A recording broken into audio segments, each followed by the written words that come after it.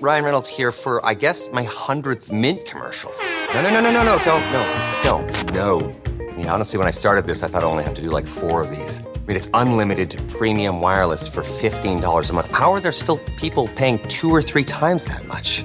I'm sorry, I shouldn't be victim blaming here. Give it a try at mintmobile.com/save. Whenever you're ready.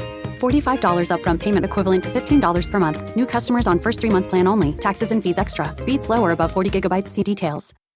How would you like a 15% discount to my daily email, the stack of stuff, the show notes, discounts to the conference, all of that? All you need to do is text the word show to 33777. You'll get the annual subscription with a 15% discount to my daily email. You'll get the stack of stuff, the links to the show notes, discounts to the conference, and so much more.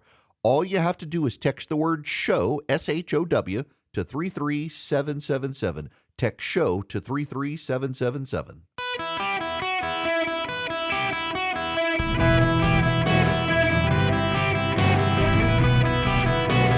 Welcome to the Eric Erickson Show podcast, Hour 2. My fellow Americans, welcome to the program. It is Eric Erickson here across the nation. The phone number is 877-973-7425.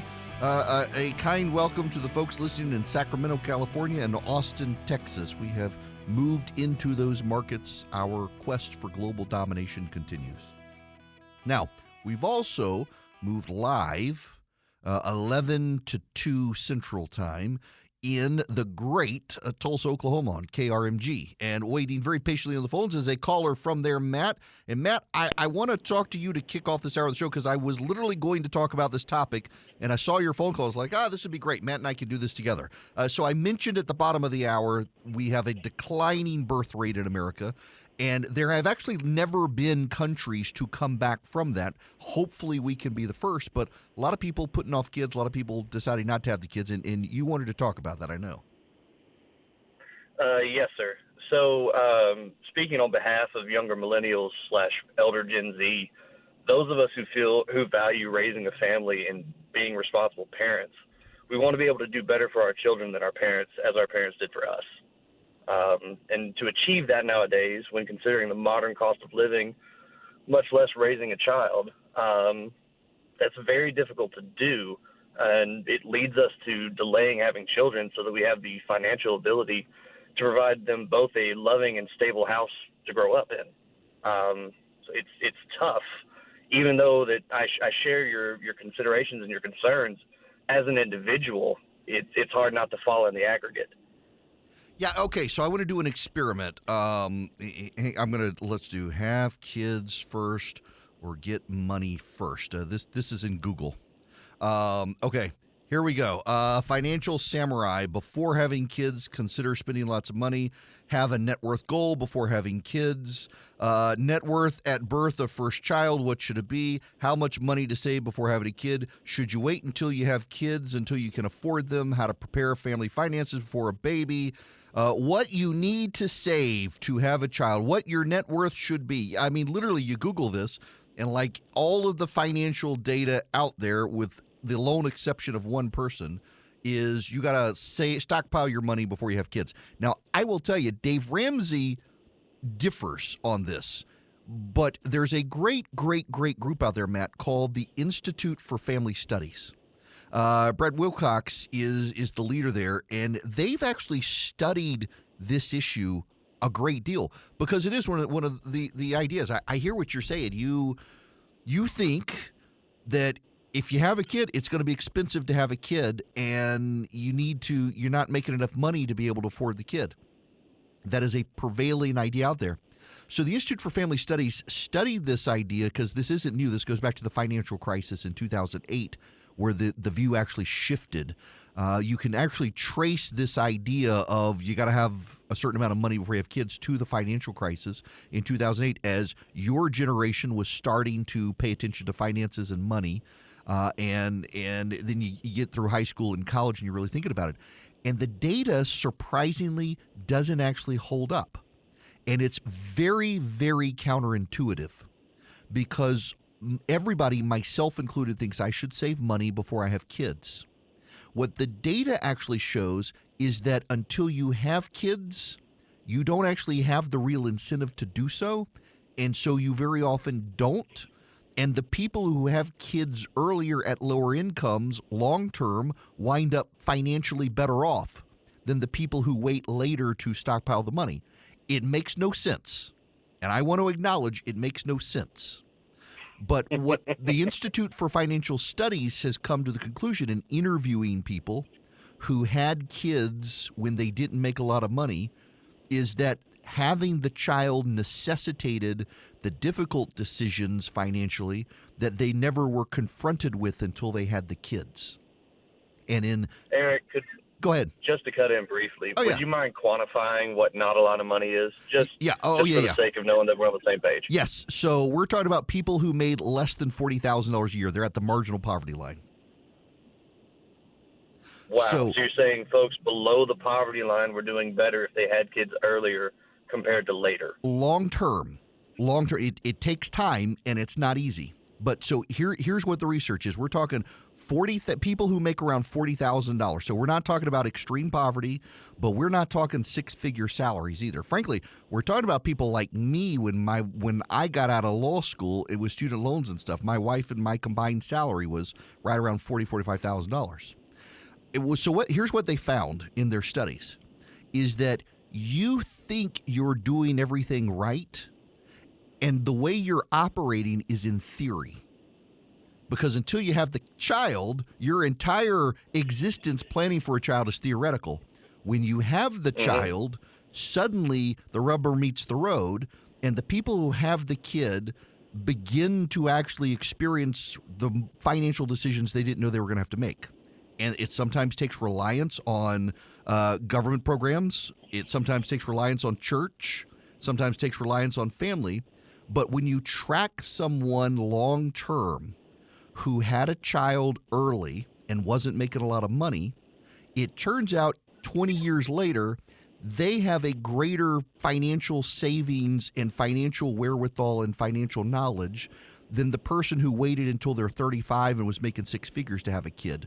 The person who waited until they're 35 and had six figures to have the kid winds up not meaningfully improving outside of their 401k. The poorer person, I hear you. yeah, the poorer person is forced to save.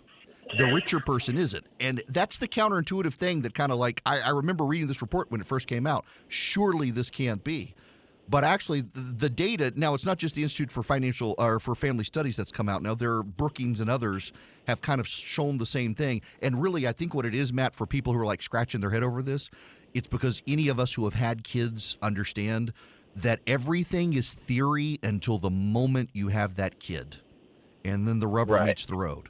So I would tell people it's a leap of faith. It is a complete leap of faith. It is totally, because it is the scariest thing. When my wife and I had our first child, we were not well off financially by any stretch of the imagination. We weren't making six figures. We weren't even making high five figures.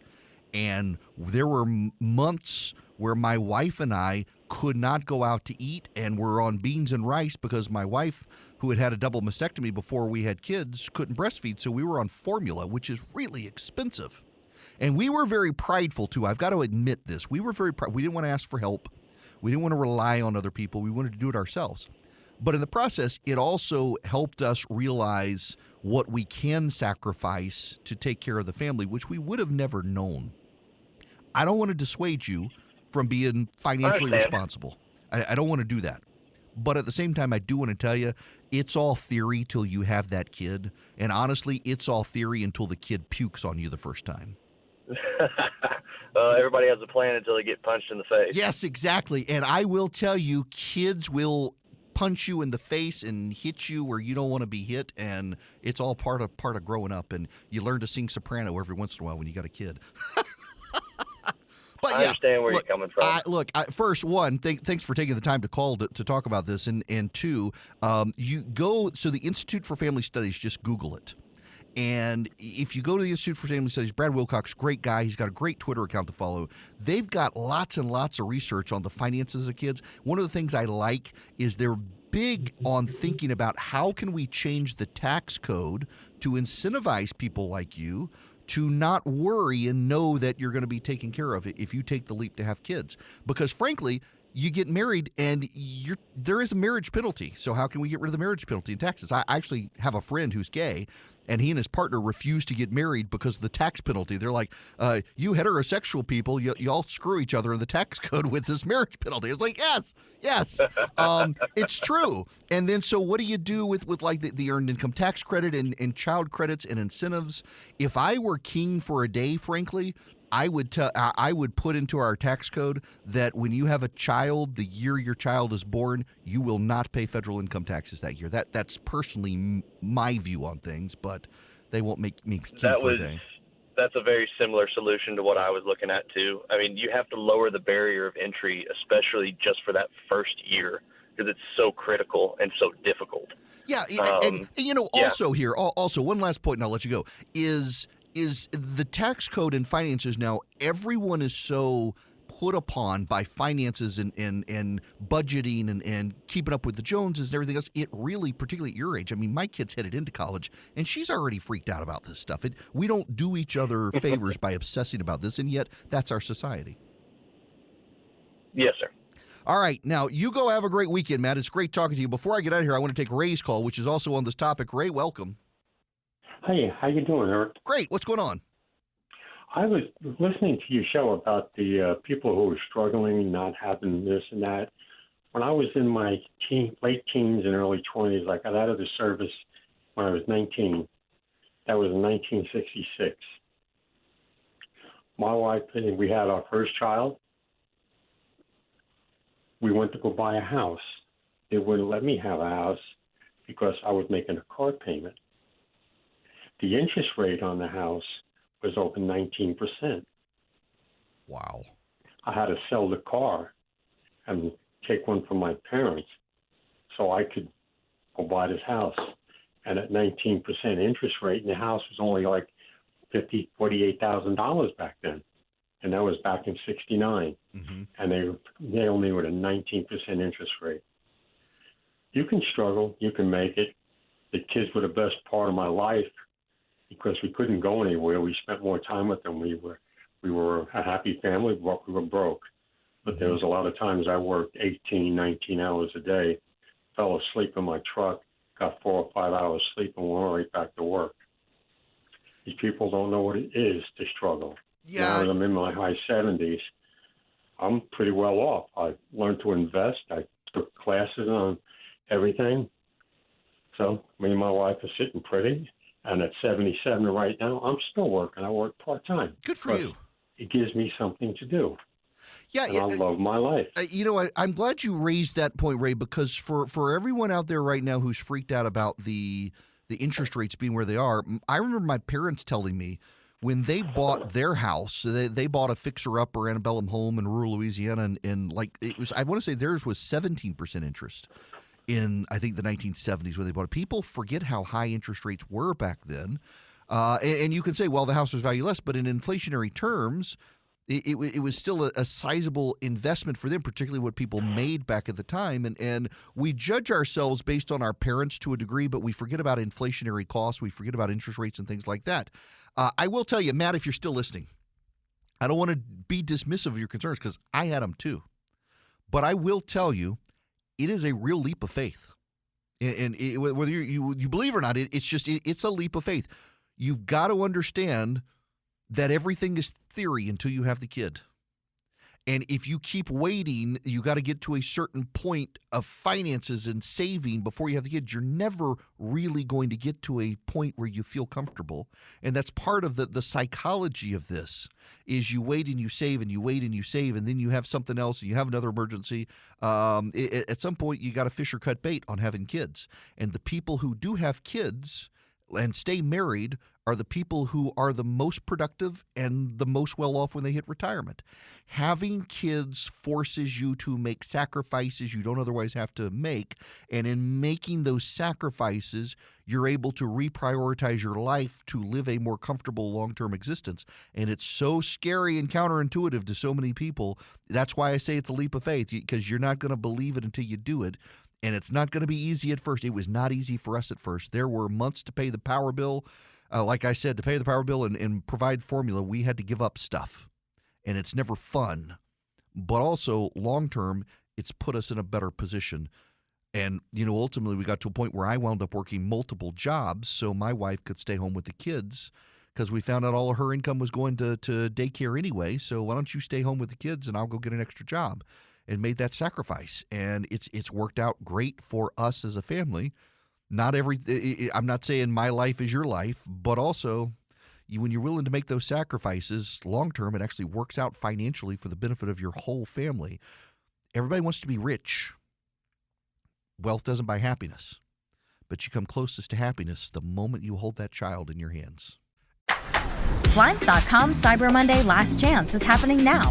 Don't miss out on up to 45% off site-wide. A Blinds.com design expert can help you make the perfect selection on your schedule. We can handle everything from measure to your whole home installed for one low cost. With over 25 million windows covered, Blinds.com is the #1 online retailer of custom window coverings. Save up to 45% site-wide, plus a free professional measure right now at Blinds.com.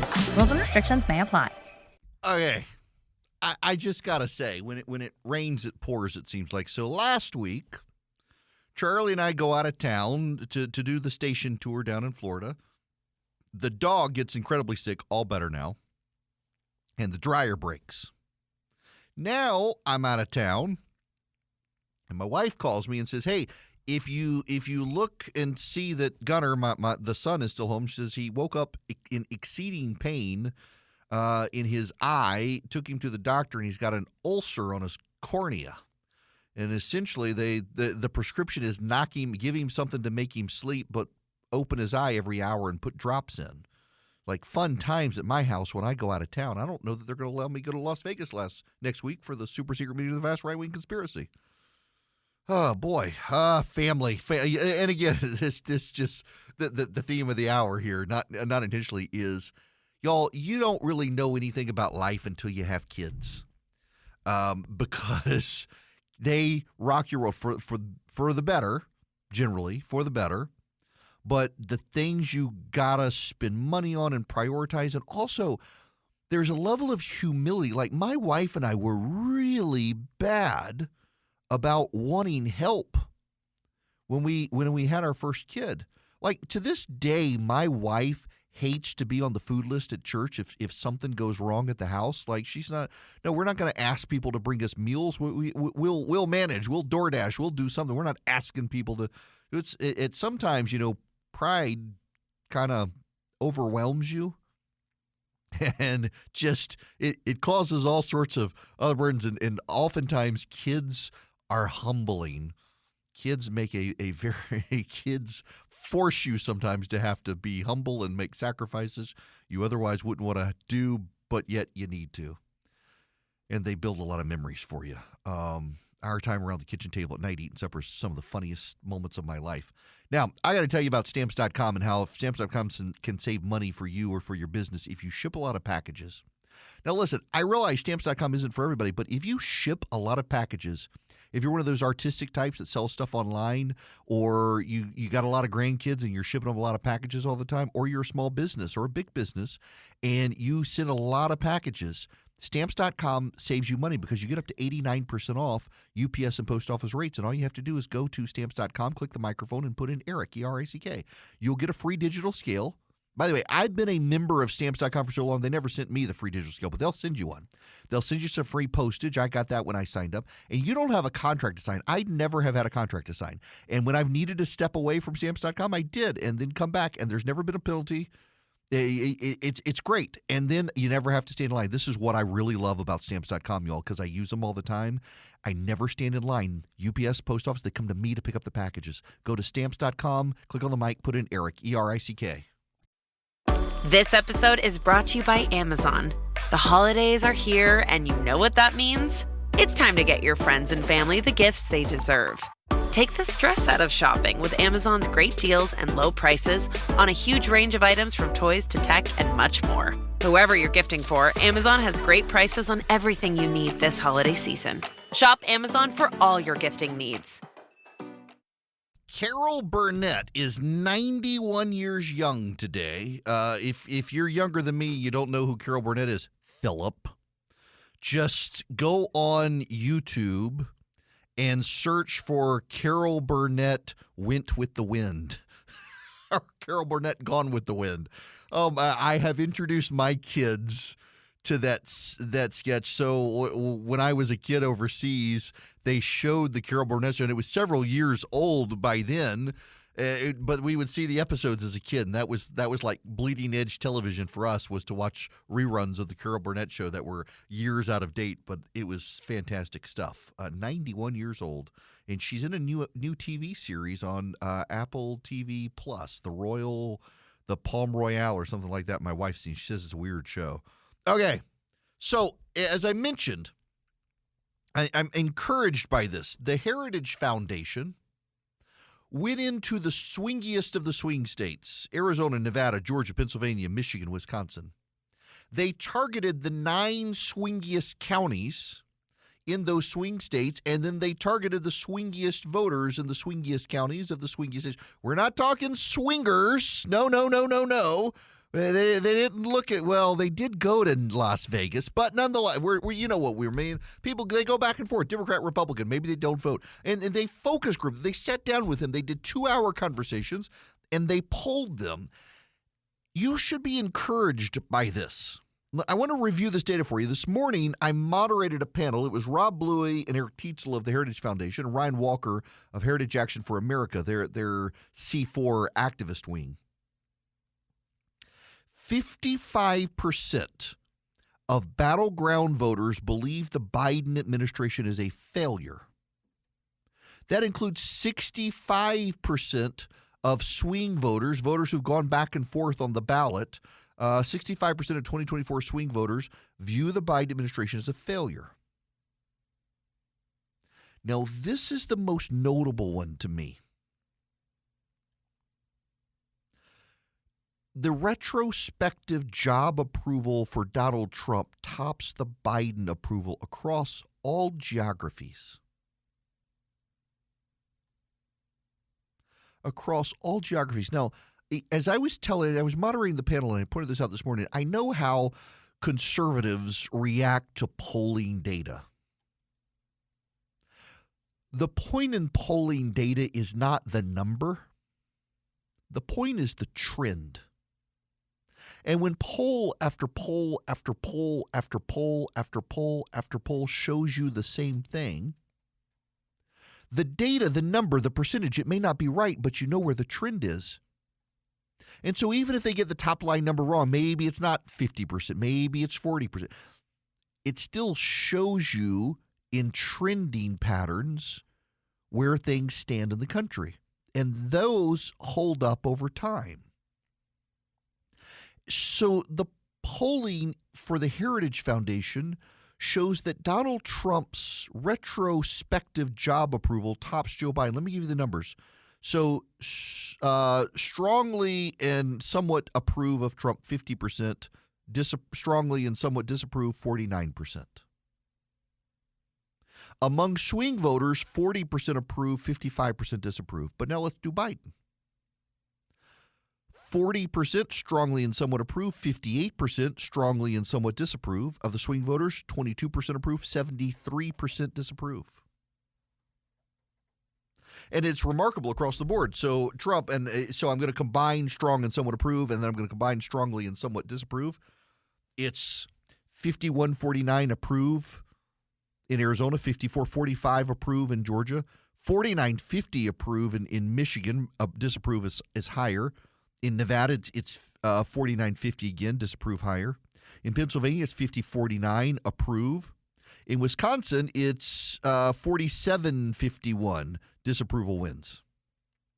So Arizona and Georgia, it's majority. In Michigan and Nevada, it's tied basically, and in Pennsylvania, it's only definitively against Trump in Wisconsin. But now let's compare that to Biden. It's 38-61 disapprove Arizona, 39-58% disapprove in Georgia, 40 approve, 58 disapprove Michigan, 38-58 disapprove in Nevada, 40-58 disapprove Pennsylvania, 44-55 in Wisconsin. Disapproval there, 55. Biden is worse off everywhere in every category. Now, and again, the numbers. Let's say, okay, let's take Arizona. 38 disapprove of Biden, 61, or 38 approve of Biden, 61 disapprove. Okay, maybe it's 70-30. Maybe it's 40-60. Maybe it's 50-50. But here's the thing. If you look at this New York Times Siena College poll, the NBC News Wall Street Journal poll, the ABC Washington Post poll, the CBS poll, the CNN poll, the Fox News poll, the Marist poll, the Emerson poll. The trend is the same in every single one, that the retrospective job approval of Donald Trump tops Joe Biden's current approval rating. More people think fondly of the Trump administration now than did the day he left office. That's a huge, huge problem for Democrats. Few swing voters prefer the Biden administration's approach across a wide range of issues. 51% of voters oppose his dealing with immigration, handling of immigration. 54% oppose his handling of the economy. 50% believe he is not maintaining peace and stability in the world. 46% believe he's not helping people with the rising cost of living. 47% believe he's not keeping families safe and secure. The only two issues that Joe Biden really wins on are dealing with healthcare costs and dealing with student loan debt. But by the way, those are two of the least important issues for voters. If the election were held today, Donald Trump would win 5 of the 6 swing states, thereby winning the presidency. He'd win swing voters by 5 points. He'd win Arizona by 6, Georgia by 10, Michigan by 6, Nevada by 7, Pennsylvania by 4. Biden would win Wisconsin by 1. Swing voters blame Joe Biden's policies for the border and inflation, less so for increasing violent crime. They don't really blame him for that very much, only by 3 points. And then they were asked this: what do you support? Grow the economy by eliminating barriers for businesses and plans to bring down the cost of living by cutting out of control government spending, promising to secure the border and put in place tougher penalties for violent criminals? Do you prefer that, or do you prefer this? Grow the economy by investing in clean energy and bring down the cost of living by cracking down on corporate price gouging. Fight for access to abortion and defend democratic institutions from extremists. Those are the paths forward. Who do you prefer? The people who want to eliminate barriers to businesses and bring down cost of living by cutting out of control government spending and secure the borders and take on violent crime, or the people who want to do clean energy and crack down on corporate gouging and provide access to abortion and scream about democracy? Well, 52% of all voters go with the GOP position, 43% Biden. Among swing voters, it's 52-37, lean towards the right. The conservative agenda, by the way, performs best in Michigan and outperforms most of the Rust Belt. The only place where the Democrats really outperform on the progressive agenda is in Wisconsin. And even that, overall, the conservative agenda still outperforms, even as Biden wins. The conservative agenda outperforms Donald Trump among older white and black voters, but Donald Trump's name outperforms among young voters. Think about that for a minute. So older voters like the agenda, the conservative agenda. They don't like Trump. Younger voters actually like Trump. They don't like the conservative agenda, but he still does very well with them. Swing voters, however, do see corporate greed as a cause of inflation, and they don't see the supply chain issues as a big one. They've bought the talking points. You see why Joe Biden is talking about corporate greed and out-of-control fees, because he does well there. And voters say they're economically stressed about the future and savings and health care. Voters, by the way, also overwhelmingly believe that we need to reduce government spending. Government spending is a significant issue for swing voters. Most voters believe immigration is a national security issue, not a humanitarian issue. 56-37. 37% say it's a humanitarian issue. 56% say it's a security issue. Of the 56 who say it's a security issue, overwhelmingly they want to secure the border, and overwhelmingly even Democrats support deportations. Drugs and crime top the concerns about border security. Swing voters are over-concerned about the strain on social services. Now, what does that mean? It's not that they're overly concerned more than necessity. It's that that's on their mind. That social services are being stretched too thin. Only 39% of the public overall believes that social services are being stretched too thin. 46% of swing voters believe that. 50% of swing voters believe drugs are getting into the country, and 44% of them believe crime is rising as a result of criminals getting into the country. Battleground voters have way more confidence in the Remain in Mexico position of Donald Trump and support building a border wall. Now, here's interesting. Voters blame politicians, not police, for the rise in crime. They blame local prosecutors and local elected officials and elected state officials and the federal government. Conservatives who run on tough on crime positions, overwhelmingly supported by the public. Now, notably, and this one is very interesting to me, more people think crime is linked to environmental and cultural factors than insufficient law enforcement. Let me read you the two standards that Heritage presented. And again, if you're just tuning in, this is the data from the Heritage Foundation. They surveyed swing voters in the 9 biggest swing counties in the 7 biggest swing states. 59% of voters, 58% of swing voters agreed with this. Crime is primarily a product of environmental factors such as poor economic conditions, lack of education, and not enough community support and government resources. Only 32% said crime is primarily a product of insufficient law enforcement resources and action. That plays well for the Democrats, except in the real-world application, the Democrats aren't actually pursuing law enforcement and locking people up, and that becomes a problem. Now, Black and Hispanic voters are more likely than white voters to think crime is a product of environmental cultural factors. White voters overwhelmingly think it's a product of insufficient law enforcement. What is one of the biggest issues that swing voters are concerned about with young people? Social media. Voters, especially if they're parents, are more likely to feel there's a problem with age-inappropriate discussions of sexual orientation in K through 12 schools. In fact, 52% of voters say there's a problem with age-inappropriate discussions in school. In Georgia, that's 55%. 49% moms, 54% dads, 56% married moms, 50% of swing voters. Survey voters identify a problem with age-appropriate discussions about sexual orientation and gender identity when asked about high school as opposed to K through 12. 53% of voters believe there's age-inappropriate discussions in high schools. 51% believe it's overall K through 12 schools. And voters, particularly parents, are more likely to feel there's a problem with age-inappropriate discussions of sexual orientation in schools. By 2 to 1, voters think discussions of sexuality in K through 12 schools should be left up to parents, not the school.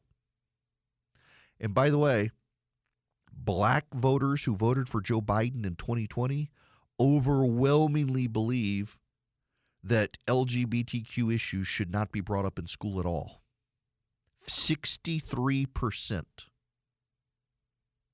of Black voters believe that these issues should be left to parents.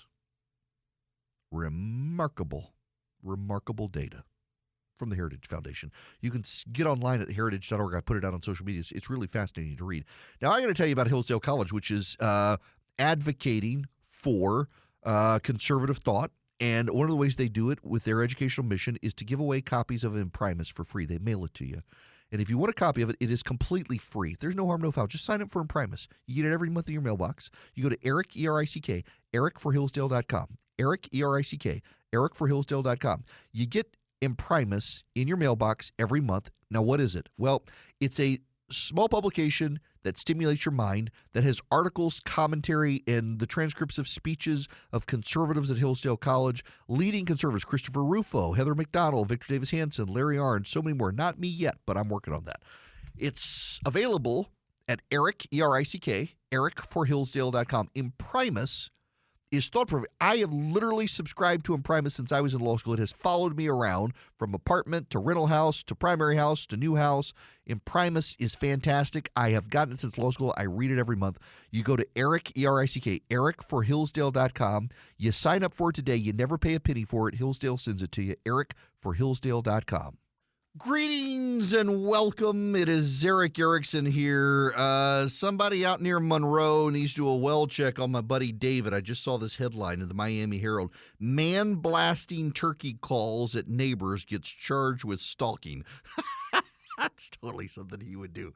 Oh, my gosh. But except this is some old guy down. Of course, it's a Florida man. You know, when I mentioned Florida man last week when I was in Orlando, some very sincere Marine came up to me to inform me that Florida man is actually the Yankees who have moved down from New York. And then right after him was a very nice lady who whispers in my ear, no, they're natives. Oh, my goodness gracious. All right. By the way, if you want to see the stuff about the Heritage Foundation, I put it on social media, but also you can go to heritage.org. You can find it there. It's their Focus 2024 stuff. So I got to tell you, it's very funny to me that the left is having a meltdown about the Supreme Court hearing yesterday over Trump. This is the legal commentator moron on MSNBC. Nothing that happened today with the Supreme Court being in the tank for Donald Trump is surprising to you. No. It's not surprising to me. It's not surprising to your viewers at home. You know why? Because we're not stupid, all right? Donald Trump called his shot months ago. He said, my Supreme Court justices will never let this happen to me, and he was absolutely right. Yep. So with that information, my question to the American people is now, what are you prepared to do? So what they're upset about is that Trump's not going to be put on trial tomorrow and executed on Monday. The Supreme Court is taking their time to decide the matter, and they don't like that Trump's not going to have a show trial before the election. They don't like that the justice system works for a man like Donald Trump. They are the authoritarians they warned us about.